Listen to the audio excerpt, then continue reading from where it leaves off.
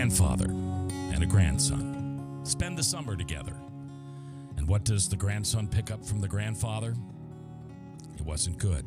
We'll hear about it live today. Restoring hope, open my heart to sing, taking the darkness inside, revealing your light, restoring hope, open my eyes to see the world through different eyes, revealing your light, restoring hope.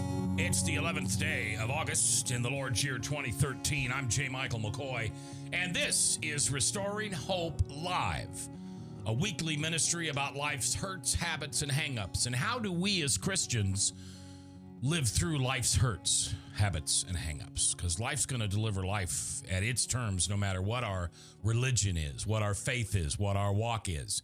We still deal with the accuser and his tricks, Satan and his evilness, just to throw us off. And as declared Christians, we're the number one target.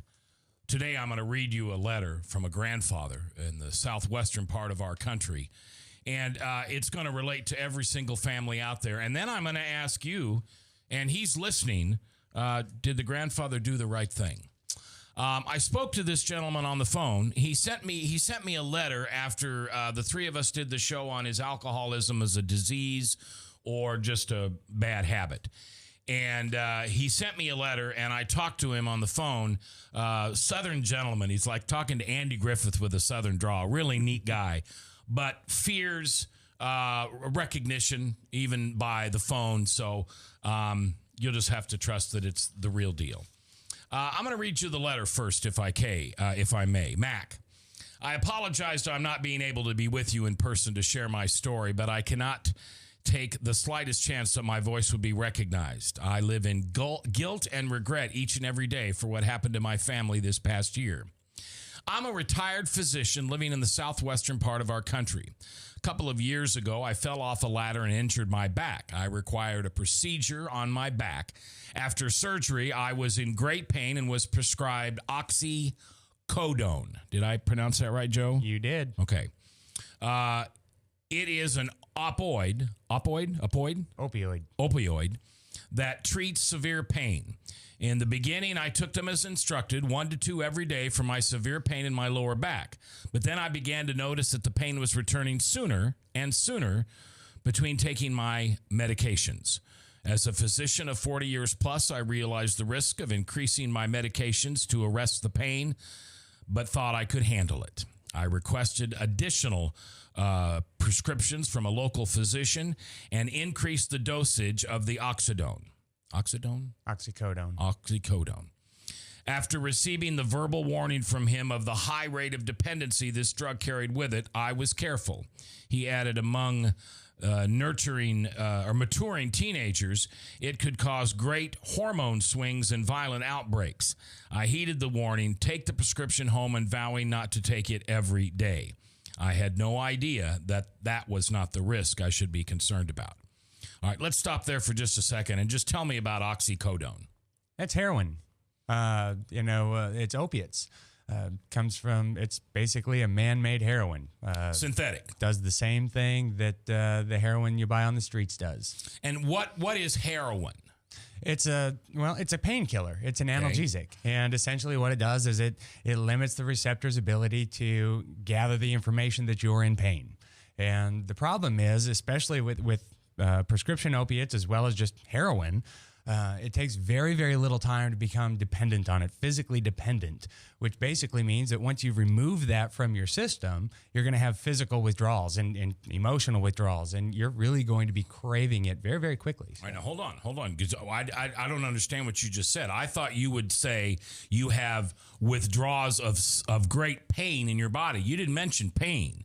You said anger, emotion, physical withdrawals. So this stuff, it's a narcotic. It's a narcotic. So there's two different kinds too. There's oxycodone, and then is there another oxy something? Generic brand names, stuff like that. Oh, they're just generic. Street name's Oxycontin, right? Yeah. Isn't that the street name? Yeah, it's a label. Mm-hmm. So why don't they call it heroin? Well, it's not actual heroin. It's a man-made. It's a man-made thing. Yeah.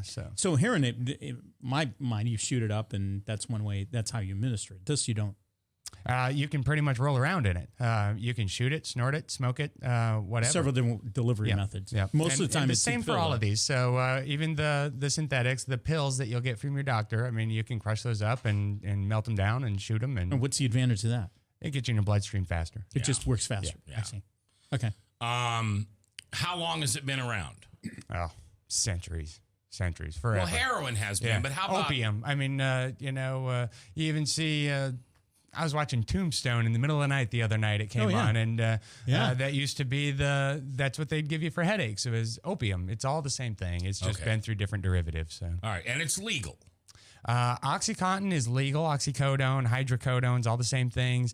If you have a prescription for it. All right. So the grandfather then goes on. In the summer of 2008, my grandson, 16 years old, came to visit me. He had some trouble at school that previous year, and my daughter thought it might be a good change for him to stay with us for a while. Now, I told the grandfather that I wouldn't stray much beyond the letter that he wrote me, but I do want to mention there were a lot of troubles with this 16-year-old. It wasn't just being male and 16. There were some changes going on in the family dynamics. There were some school issues. He had discovered other ways to make himself high. Good kid, like every grandfather wants to believe their grandson is. But there were some definitely issues. And if I had been the grandfather in this situation, I would have jumped at the chance to bring my 16-year-old grandson to my home and allow him to escape. Or just have a new start. Well, which was I got the idea from the grandfather that he was only going to be there for the summer. But he had hoped during that summer through scripture and gospel and just some other stuff that maybe he could send him home a different guy. Sure. All right. So Grandpa goes on and says, at first everything was going great. He was open, talkative to his grandmother and I, even made a couple of new friends in the area. But after a while, he seemed anxious and moody. My wife dismissing his changing behavior as simply a typical 16-year-old adolescence. Then one day he got angry when his grandmother asked him to stay home that afternoon to help her with some chores. He seemed to snap, yelling and screaming at my wife. Now, I stopped him there and I said, yelling and screaming are very relative. Tell me what that means. And he said, I was out in the garage, and he said, I thought there was an animal being killed outside the kitchen window. The sound that was coming from the kitchen. He ran in, and it was his grandson. Yelling and screaming? Yeah, that was making these sounds. His term was blood-curdling sounds.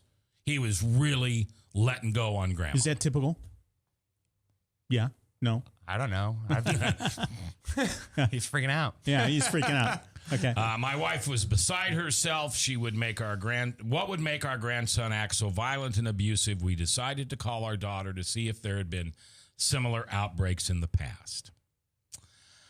Now here's where, and Grandpa, I love you. We talked. I think we have a relationship, but here, and your daughter's probably listening too, but here's where I think your daughter went wrong, because she, the mother, had oxycodone in the house. Legally. She had caught him abusing it, but never told her father. And she knew her father had fallen from this ladder earlier that year and was on painkillers. The daughter, and I believe her. I believe her 100%. She said, I'll be honest with you, Mac, I just didn't connect the two. I just didn't connect that my son was having a problem with prescription drugs, and my father had those in the house. So what happens next? The grandfather makes a decision. And our question to you is, what should the grandfather have done? He's got his son, he's got his daughter, and he now knows his daughter has a problem with these prescription drugs. It's all coming down to Grandma and Grandpa and a summer visit with a grandson that truly needs some Christ-centered help. What should the grandfather do? 1-855-244-0077. 1-855-244-0077. It's your voice we want to hear, live and restoring hope here on XM Sirius and American Family Radio. addiction treatment is all the same. Whether you're addicted to pornography or whether you're addicted to Miller beer, there's still addiction. And I've got Joe Meitz here from St. Gregory's. And if everything's an addiction treatment, then why are shows like this so important for St. Gregory to be around? That's a really good question, because this format really talks about those issues that people are struggling with. What we're really dealing with when we talk about addictions treatment is really getting to those core fundamental issues that are really throwing confusion into people's lives about what's my purpose, how did I get here, what do I do from here, and that's really what we find leads to an addiction. That's a big point for us. You know, I know that at the end of my addiction, when I was either going to choose to live or die, one of the questions that came out, because I did have a spiritual relationship with God at the time. I didn't know Jesus this well, but I kept saying, what's my purpose? Why am I here? I'm 40-something years old. I've had my kids. I've made money. My wife's okay. Why are you keeping me around? That's what's really surprising for people as they go through the St. Gregory program, is what the program's really focused on isn't so much about putting Band-Aids on things and helping you find momentary, fleeting bits of happiness or pleasure. We're really breaking down what does it look like to obtain true happiness and true joy.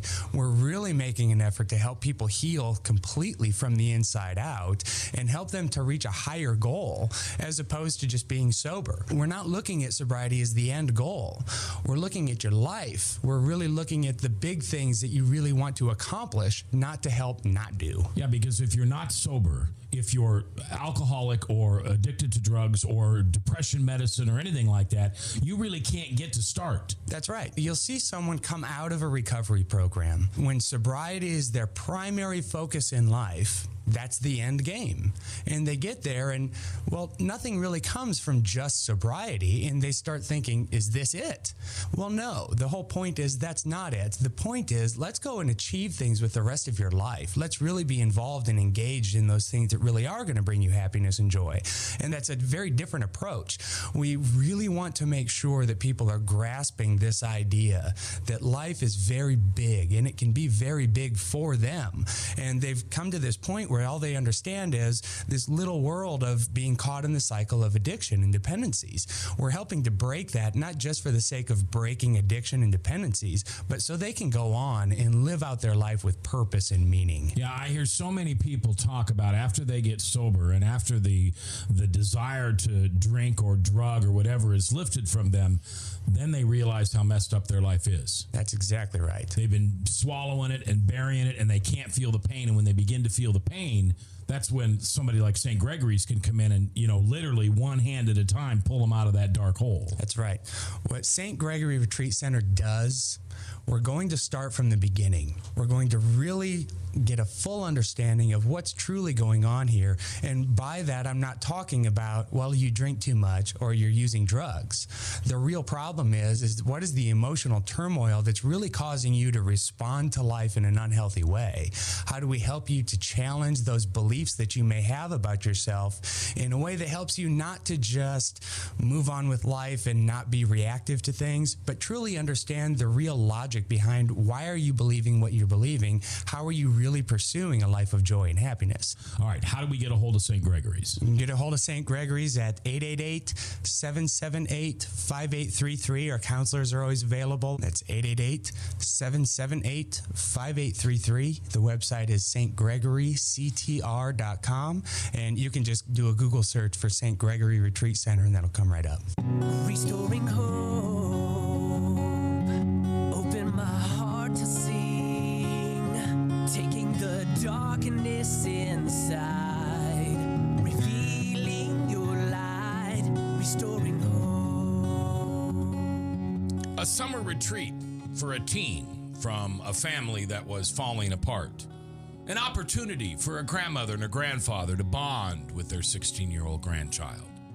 A grandfather's opportunity to teach, to pastor, and to lead his grandson from a difficult place in teenage maturity to the adult that he wanted him to be, and perhaps the person that God had always created them to be.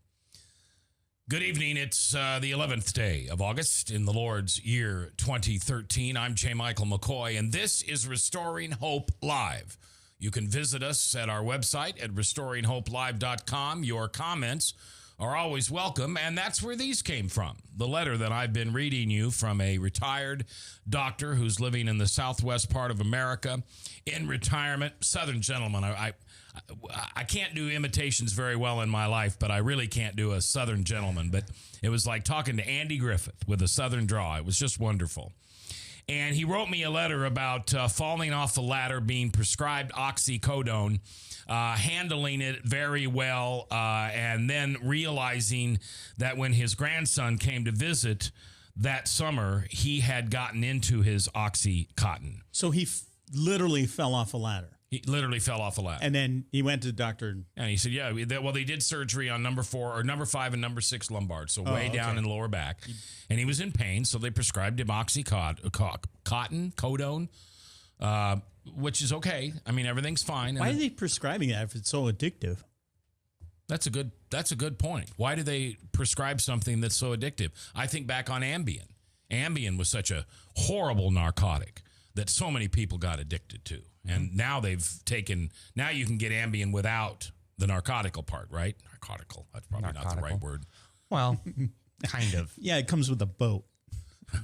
No, that's the nautical without but the answer to the question is because the pain is so severe. Yeah, it just depends. If you'd like to have spinal surgery with no pain relievers, then that's right. Yeah. I mean, I don't know what you got to pick. I don't know what they gave me in 1994 when I had my back surgery. But I can remember it was a distinct difference between not having the drug and having the drug, and I preferred the drug. But I also remember not finishing the prescription. But it just makes you feel like you still have control of everything, except you just don't feel any pain. Not always. Depends on your metabolism, DNA, how you react. Does it make you loopy? Else. It can. I was. If you had come over and visited me, you would have whispered in my wife's ear, "He sure is happy." And you would have known that the happy was a little bit of chemistry. Happier than normal. Yeah. So here's what happened. And the question I want you to answer at the other end, listening in your vehicles, driving around, or listening to this podcast, or listening on American Family Radio, or wherever you may be, did the grandfather do the right thing? Because here's what happened. Here's the rest of the story. The grandson starts acting, yelling, screaming, storming out of the house. You said earlier that Oxycontin can create great mood swings, kind of almost bipolar type of mood swings, anger, especially in the chemistry of a 16-year-old going through hormonal change. When they called the daughter and said, what's causing him to be this way, she mentioned Oxycontin. The grandfather ran. And the daughter didn't tell the granddad up front. And that this is her dad or her dad. Her dad. And when I spoke to the mother also, and she really regrets that. I mean, the tone of the voice goes down, and I didn't visually see her, but I would imagine she looks down. She didn't connect the two. She didn't connect that her grandfather had back surgery earlier that year, and that her son was hooked on the same drug that grandpa might have been taking. Okay. So I think it was innocent. Grandson have any other issues? Usually it runs. Yeah, and they shared some things with me that I don't want to get into, but there were some issues between mom and dad at home. Every 16-year-old boy is trying to find himself. He might have found some other minor drugs to play with. Didn't mention anything about alcohol. But what happened is the grandfather goes into the most innocent place in our house, which is our medicine cabinet. I mean, I don't think about my grandkids could open the medicine cabinet and I don't know. This whole thing kind of opened my eyes because I've got 5 grandchildren and 5 grandchildren roam our house freely. I mean, that's just the way it is. Right. And there's no reason why one of my grandsons, one that's 15 years old, couldn't open a cabinet and read those labels and learn. I mean, they're better educated than we are. Absolutely. In a lot of ways. The other thing I learned about from this, doing some research, I talked to one of my doctors, and he said that they're finding that kids are now finding ways to take like a Cymbalta and mix it with a blood pressure medicine or a What's Cymbalta? cholesterol medicine, mixing it together, Yeah. and then using different over-the-counter, like watermelon drink or different pops or... Yeah, they're chemists. I'll tell you what, it's incredible. In fact, and this is something that everybody needs to take away from this. You said that this had opened your eyes, but for 10 years now, it's been a really big problem. And, we mentioned, I don't want people to take the wrong thing from this story because, we talk about this kid that has trouble. Well, it's in the suburbs a lot more prevalently than it is in the troubled homes. Right. It is kids when, everybody remembers in high school you'd go to a big beer party.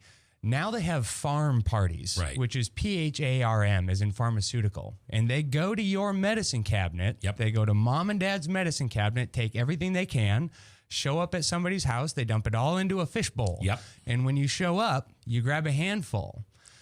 OxyContin has overtaken the number one cause of death, has overtaken heroin and cocaine overdoses combined.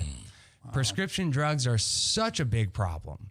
It's so much more prevalent than people believe. And it's almost always not the kid that you'd think it is.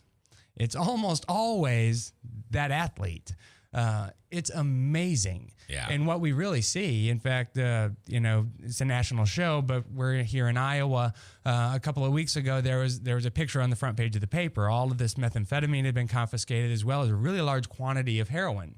Now, heroin is the thing that you think of, well, that's for junkies, and that's for the inner city, and that's just scummy. What we really see, because this war has been really waging on the prescription drugs, as soon as authorities start catching up to this, and as soon as it gets more difficult to acquire prescription drugs, people that never, ever would have been on a street corner looking for heroin are all of a sudden forced on the street corner looking for heroin. And at St. Gregory's even, we had a professor come into our program whose specialty was to teach a class for med students on how to identify prescription misuse in your practice. She came into our program for prescription misuse. It's not who you think. In fact, when I started the letter, I thought for sure it was going to be the doctor because that happens just as often as not. Right. This is amazing stuff, amazingly addictive stuff, and it's amazing how fast things spiral out of control. Well, when I talk to my doctor, I unfortunately am on several prescriptions. I'm overweight and I have high cholesterol and I have high blood pressure and I don't sleep well and I'm just a mess. It's my wife's fault. Yeah. I take that back. It's not either. It's my fault. But my doctor told me about 3 drugs, and I'm not going to mention them, that if I mix them together with this new soda maker, have you heard about this? Sure. This machine that you make your own soda. Well, instead of making soda, you make a fizzy kind of a saliva like something that you drink or that you eat. And I have all the prescriptions in my closet right now to be a junkie, and to harm my body and create highs and lows for myself. Mm-hmm. I want to get back to the grandfathers. Crazy. So here he is. He invites his 16-year-old son to live with him.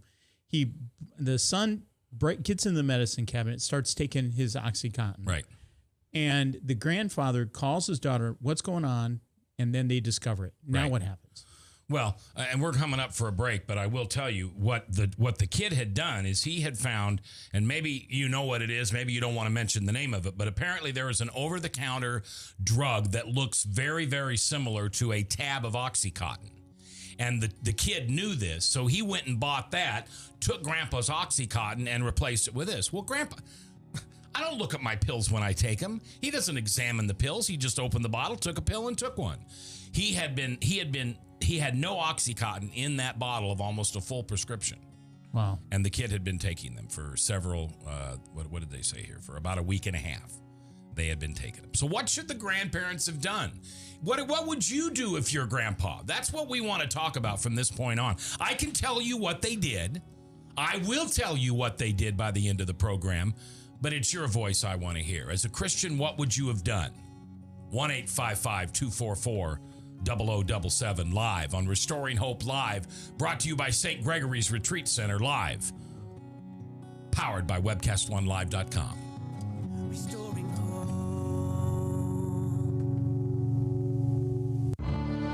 I'm in almost every school bus and classroom. I go to school with your children. We say the Pledge of Allegiance together. You see me around the neighborhood and you tell me that I'm a pretty good kid. Well, I'm one out of every 5 children in America, and I'm struggling with hunger. This problem is closer than you think. My teacher tells me we can grow up to be whatever we want. I want to grow up to be someone who doesn't go to bed hungry. There's enough food in this country to feed everybody. Please visit feedingamerica.org today and find your local food bank for ways to help. Every dollar you donate helps provide 8 meals for kids like me, quietly struggling with hunger. Together, we are Feeding America, brought to you by Feeding America and the Ad Council. This moment of uncontrollable laughter was made possible by a 32-year-old man with little to no coordination attempting to execute a simple cartwheel. His name is Sergeant Warner, but young James, our laughing friend here, simply calls him Dad. The smallest moments can have the biggest impact on a child's life. Take time to be a dad today. Call 877-4DAD-411 or visit fatherhood.gov. Brought to you by the U.S. Department of Health and Human Services and the Ad Council. The Pocket Testament League presents Pocket Power. Read, carry, and share the gospel every day. If you've ever failed to share your faith because you just didn't know what words to use, then carry the word with you. I include these pocket testaments in our visitor folders at church, or I give them out on home visitations, or I leave them in public places such as gas stations, malls, stores, rest areas. Hello, this is Mike Brickley, president of the Pocket Testament League. Reading the Bible every day is so easy when you always have it with you. You won't even need a backpack. You can carry one right in your pocket. What are you waiting for? I witness to people with tracts, but also leave them with the Word of God for them to read for themselves. I'm going to let my people at Fellowship know about the Pocket Power Ministry. Thank you for your work in God's kingdom. What are you waiting for? Read, carry, and share the gospel every day. For more information, call 1-800-636-8785 or visit pocketpower.org. That's pocketpower.org. Every day I wake up at 5 to give Dad his medicine. Every day I wake up at 5 to give Dad his medicine. At 6 I make his breakfast. Every day I wake up at 5 to give Dad his medicine. At 6 I make his breakfast. At 7 I shower. Every day I wake up. For those caring for a loved one, we hear you. That's why AARP created a community to help us better care for ourselves and the ones we love. Visit aarp.org/caregiving. Brought to you by AARP and the Ad Council. Here's Dan Celia with today's Stewardship Moment. In Isaiah 55, God makes it clear that His word does not go forth and come back void or empty.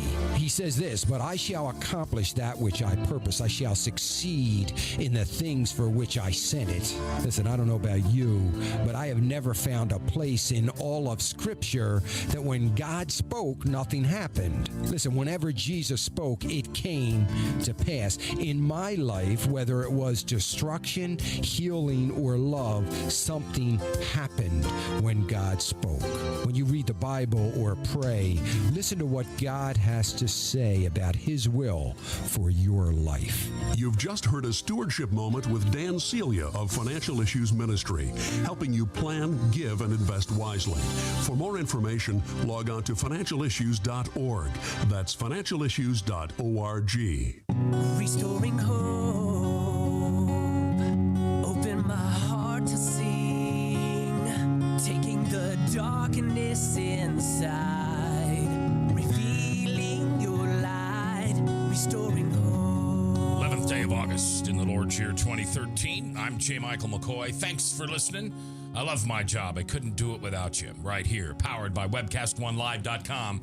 This is Restoring Hope Live. We have a grandfather and a grandmother who took their 16-year-old son from many states away, halfway across the country, just to take care of, because the home was troubled at home. Got him up there, and he got into Grandpa's oxycodone. This is a real story, by the way. Got into Grandpa's oxycodone and went crazy. I'm going to tell you what they did, But I want to hear what you think Grandpa should do. It's easy to sit on the sidelines and place judgment, but I'm not asking you to judge. I'm just asking you to share, discern what you would do if you were in that position. Let's go to Mark in Oklahoma. Pastor Mark, hi, you're live in Restoring Hope Live. How are you today, sir? What would you have done? Yes, good morning or good afternoon, whatever time it is for y'all. But listen, I'm pastor here in Oklahoma, and my youngest daughter, she was hooked on this mess.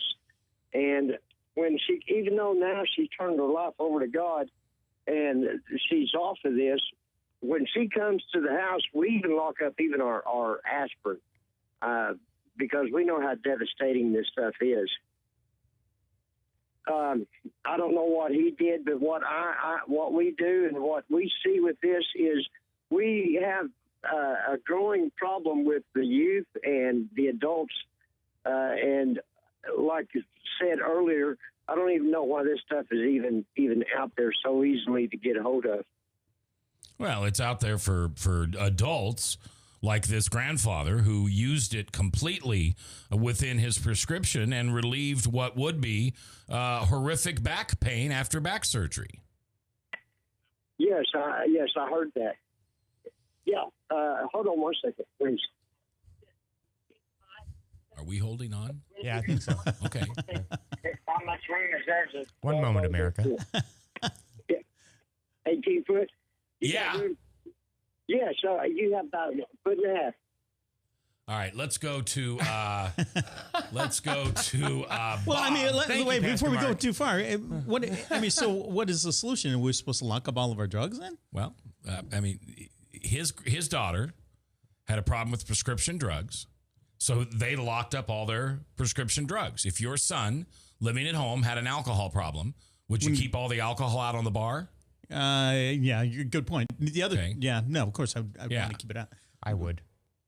You really would you? That usually surprises people. Well, But yeah. why would you do that?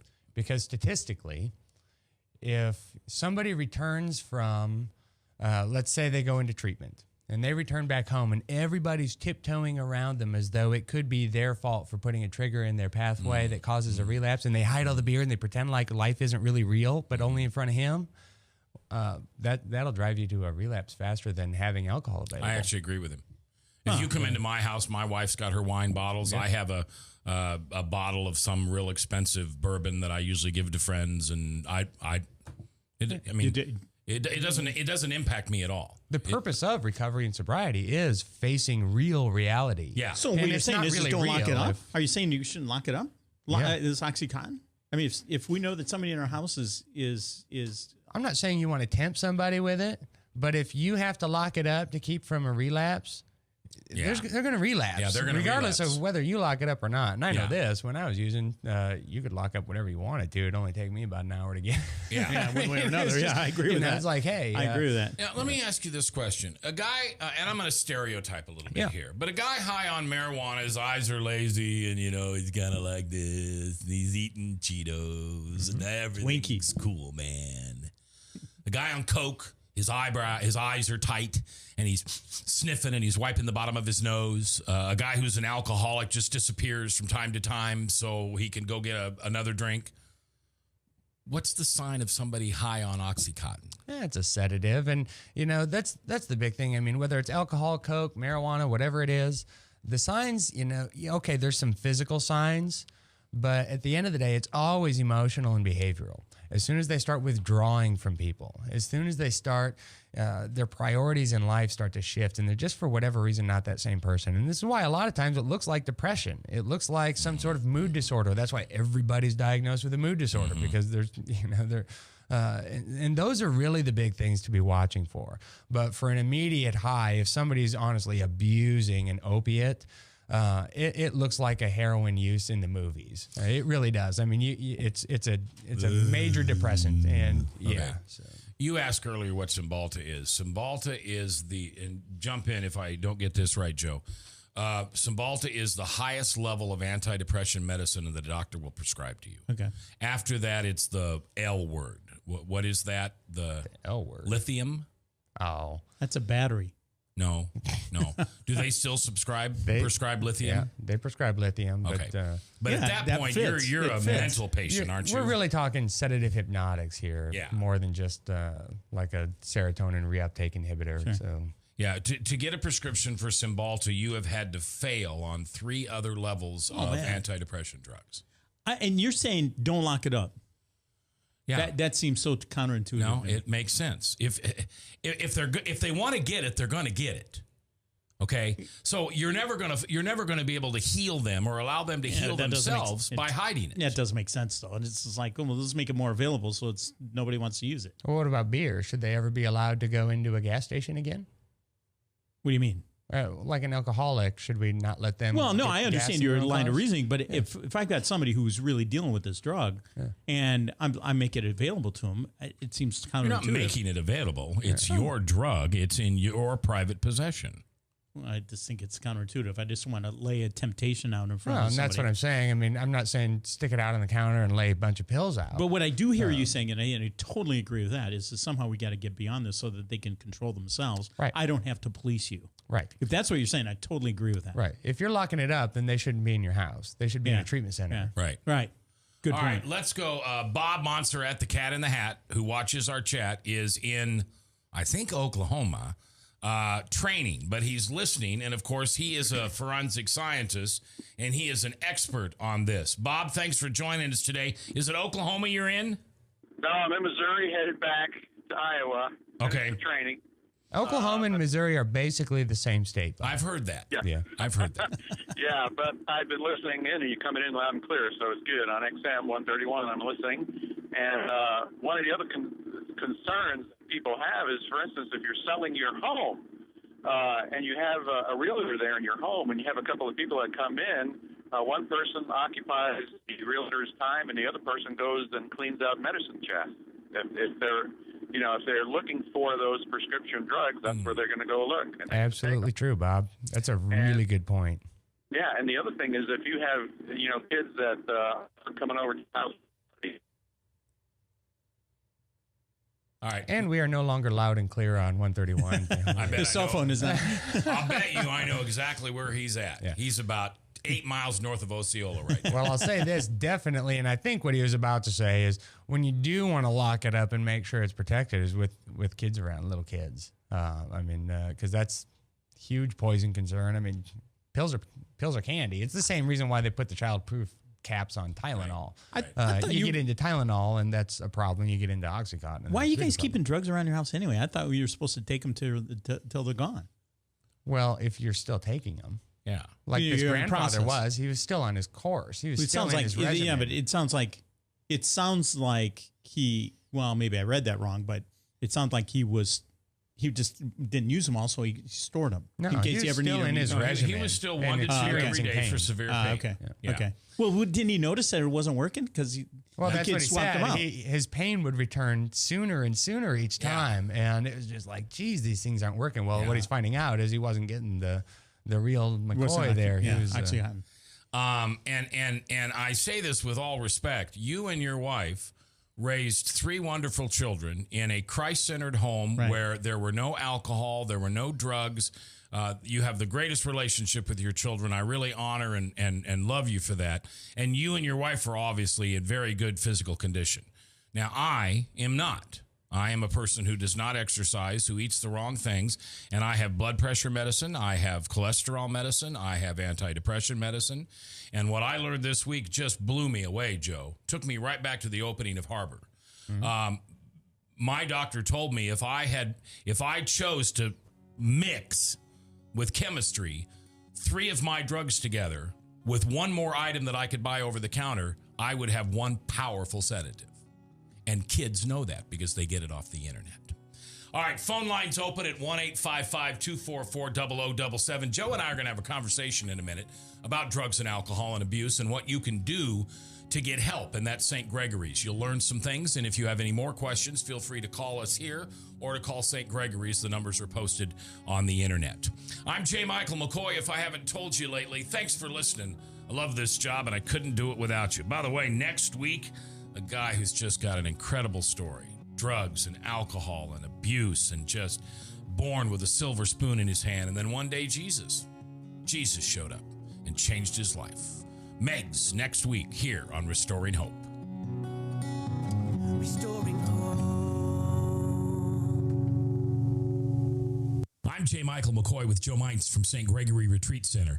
Joe, when it comes to addictions, what kind of services does St. Gregory offer? St. Gregory Retreat Center is a national leader in substance abuse treatment, and that our residential programs really first assure that someone is well enough to recover. What really sets us apart is that we're not going to enter into this idea of treatment from the standpoint that you just are a diseased person and needs to learn how to manage your life. We're really coming at this from the perspective of you are a created being, and you're created with gifts and value and talent. There's a purpose for your life. There's a love in heaven with your name on it. And our job is to really help you to understand what's driven these things in your life so far. How do we give you the skills and teach you the techniques to turn around some of those negative thought processes, handle some of those negative emotional reactions to life, and really take control through an empowerment-based program to help you really start to maintain some real happiness and joy in your life. And that's something entirely different than anything I'm aware of in a recovery atmosphere. Everything I've really ever seen is really coming at this from the standpoint of trying to manage things for now, help you feel better for now. A lot of times you're given a pill for your addiction, or they're trading out a drug for another drug. We're really going to make sure that, look, the person that's walking through our doors has a lot of value. Not everything in their lives is bad. We need to understand what are those good things? How do we help them recognize those good things? And how do we help them gauge their society and culture and families and their own lives with those gifts and talents that they've been given in a way that's really going to provide them some true satisfaction in life? You don't have to deal with this alone. We can walk with you through this process. All right, how do we get a hold of St. Gregory's? You can reach us anytime at 888-778-5833, or you can find us on the web at stgregoryctr.com. The Pocket Testament League presents Pocket Power. Read, carry, and share the gospel every day. There's no easier way to share your faith than by giving someone a free gift, the Word of God in a compact, pocket-sized gospel. I'm in a nursing home ministry. My main thrust is for them to get the gospel message.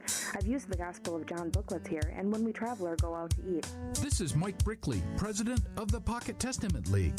League members have found that any place is a good place to share a pocket gospel with someone they meet. Join us, and you'll always be ready. Is there anything more important? I'm so thankful I have the opportunity to share, and I praise God for the ministry that makes it possible for me. I also ride with the Christian Motorcycle Association, and we're taking these out when we ride. What are you waiting for? Read, carry, and share the gospel every day. For more information, call 1-800-636-8785 or visit pocketpower.org. That's pocketpower.org. Hi, this is John Butter. A parent said to me, "My kid is on drugs. I need a support group. How do I find one?"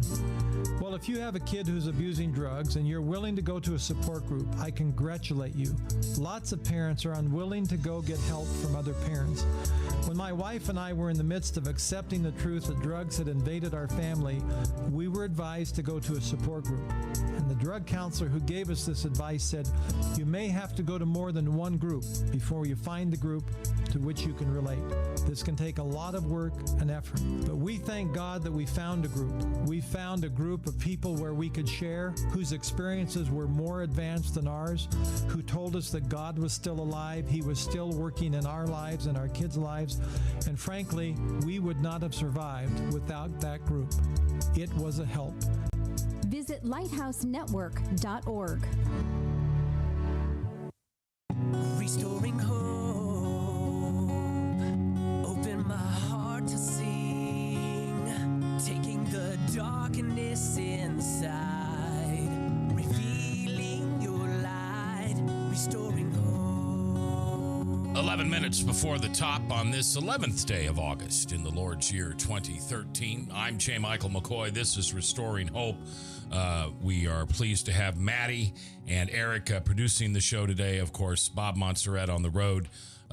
Joe Mites from St. Gregory's in studio, as well as my co-host, Dr. Pastor Michael Hartwig. And you just asked the number one question.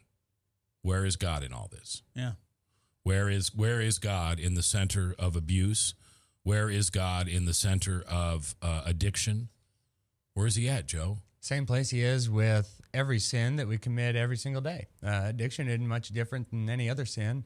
It tends to be a bit more devastating than a lot of them. But why do you call it a sin? Because that's what abuse is. Addiction and substance abuse, I mean, essentially the behavior of engaging in addictive behaviors is sinful. Yeah. Why is that? It diverts us from our path. Well, I think that we can all drink agree. wine, but you can't get drunk. Well, I would agree with that, but we're talking virtues. Yeah. You're living outside of a virtuous path. Living outside of virtue diverts us from a path of being able to fulfill the Great Commission. You're not. Is there a difference between sin and stupidity? Sure, there Stupid's probably a human is. word. Sinful's a God word. Sure, there probably is, but as far as that goes, I would agree with you. I would agree with you Nothing. that it's destroying your body, but so much of what we do destroys our body. Okay, so much of what we do is sinful. Right. I would say drinking coffee. I mean, Temperance.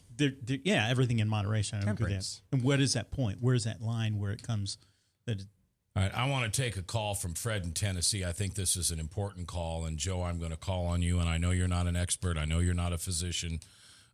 Fred, you should get an answer from your doctor, but this is a great question. If I understand it, Fred, and thanks for calling Restoring Hope, you're taking narcotics for kidney stones, and you're concerned, when are you addicted to this narcotic? Yes, I have taken everything that you mentioned, hydrocodone, all of those, and they don't even come close to touching the pain. And the doctor has actually prescribed me 2 medications. I don't know if they're narcotics or not, but just one of the pills will completely lay you out. There's no way you can drive or function. They're called Dilaudid or Meprigan. And if I have a kidney stone attack that comes on where I'm not able to get to the hospital, I'll take one of those, and my wife will take me to the hospital. But there were points where I was taking 5 or 6 of the hydrocodone to try to contain the pain, and I got really concerned about liver damage, so we switched to this other medication. So 5 or 6 a day, Fred, or 5 or 6 at a time, several times a day? At a time. Okay. So more than 5 or 6 a day. Yes. Okay. I mean, if the prescription came in for 30, if I had a kidney stone attack, I would take those 30 within 3 days easily. But after the kidney stone either passed or I had surgery, then I would not take anything until it happened again. So I don't need them to wake up and to survive, but it seems like when you're in immense pain, does the pain get worse as you need the medication, or at what point are you addicted to something like that? well, there's a couple things. First of all, how long has this been going on, Fred? 2 years. 2 years. You've had kidney stones for 2 years? Yes. Okay, so a couple of things. First of all, you're right. I mean, when you're in that kind of pain and you're going to get laid out one way or another. And that's one of the big questions a lot of people have that has this chronic pain issue is, what am I supposed to do? But a couple of things that I really want you to pay attention to. First of all, don't take that many at a time. You're going to have to find some alternative solutions to better manage some of the pain. I would seriously start looking around at different physicians, different pain management clinics, and find out what's going on, because that's not a normal thing. Something's got to be done to handle this, or, I mean, this is going to seriously impact your life. Yeah. Now, as time goes on, one thing that will occur, now you'll be opioid dependent, which means that once you come off of these, and this is the difficulty. You probably won't have much of a chance to find out for a little while until there's a solution for the kidney stones, but you will have some withdrawal symptoms. But one of the interesting things that a lot of people don't recognize is there's a condition called opioid-induced hyperalgesia. And what that means is that the longer you take opioids, the more sensitive your body becomes to pain, which actually makes pain worse over time. There are very, very, very few cases ever where it's really okay to be on a regimen of opioids for longer than 90 days. You should know also that red line as far as when you're really in dangerous territory. And by dangerous territory, I really am talking overdose potential. You're in a really difficult spot as far as being in this vulnerability for an accidental overdose, and you got to be a lot more careful. I know the pain is overwhelming, but that's really a big issue. So I would say the first thing, you really got to start talking to some new medical professionals to find out what's going on with the kidney stone. How do you find that medical professional without looking? How does Fred find them without looking like he's doctor shopping? Well, don't go in asking for prescriptions. Go in and say, look, I've been dealing with this thing for a long time. I'm looking for somebody to help treat the cause of the kidney stones. I'm looking for, do you have any suggestions? Can you take a look here and help me find a solution? Because it just cannot keep going on like this. But in the meantime, I would also try to find a DO, somebody that's going to be able to help you really look at how can I manage my pain, at least in part, non-narcotically. So I can at least lower the level of narcotics, because you're in really dangerous territory, Fred. Yeah, 2 years. That's just unbelievable. Fred, does that help you? Yeah, it does. I've had 24 kidney stones and 5 times surgery, and frankly, the only thing that works is passing the kidney stone. Once it's gone, there's zero pain whatsoever. But going to the hospital and having Dilaudid injections, that works. But each injection's $48 plus you have an emergency room fee. So to be addicted, you'd have to be a millionaire. I'll tell you what, there's a couple other things I want you to check out. One would be functional medicine. You can just Google that, but it's a much more organic way at understanding bodily symptoms and finding out what's causing some of these things. And also, I wouldn't hesitate to suggest you find a naturopathic doctor just to kind of find out, look, what's going on with my body that this is occurring over and over and over again. This may be diet. There's all kinds of crazy things that we don't think about anymore because we're really smart and have all these medical advancements. But a lot of times, some of the basics is a great way to handle some of this stuff. Yeah, I mean, we are what we eat. And a lot of times people's body just materializes with these kidney stones, but sometimes it's what we're drinking and eating. Absolutely. And it sounds like he's got a lot of kidney stones, more than most. All right, we're done with the show today almost, but I want to tell you what Grandpa did, and this is going to surprise you. Grandpa asked his 16-year-old son who he wanted to be like in life. And the grandson gave the right answer, whether it was the truthful answer, it was the right answer. And he said, well, Grandpa, I've always looked up to you. And he said, I've always looked up to Jesus. And the grandpa and the grandson, therefore, had multiple conversations over the rest of the summer. He's still there at this time. And he's leading him to Christ through the disaster of abusing drugs, simply because he told his grandson, don't be like me, be like Christ. And he's finding a way to live through what could have been a horrible, horrible addiction.